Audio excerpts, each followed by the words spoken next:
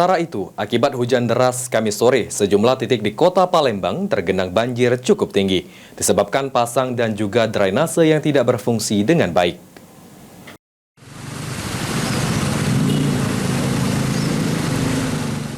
Kamis sore 15 Februari 2024, hujan lebat dengan durasi cukup lama mengguyur kota Palembang. Akibat hal tersebut, sejumlah titik di kota Palembang tergenang banjir cukup tinggi.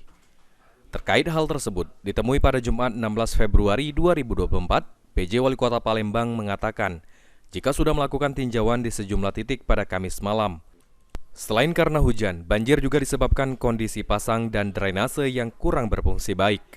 Untuk itu, pihak Dinas PUPR sudah diminta melakukan penggerukan di parit yang memiliki sedimentasi tinggi dan menyebar 7 pompa portable di beberapa titik. Ditambahkan Ratu Dewa, sebagai langkah jangka panjang antisipasi banjir, Pemkot Palembang akan melakukan pelebaran beberapa titik drainase, mengingat hingga Kamis malam setidaknya terjadi di 16 titik.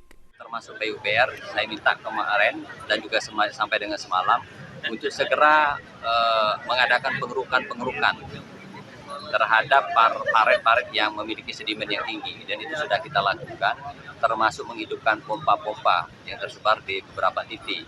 Dan juga sedang kita lakukan juga upaya untuk bagi parit-parit yang mengakibatkan penyumbatan untuk diadakan pelebaran. Tetapi ini sekali lagi butuh proses dan butuh waktu. Saya kira itu. Kalau di banjir Palembang sendiri Pak, yang perlu waspada berapa titik? Sampai sekarang ada 16 titik.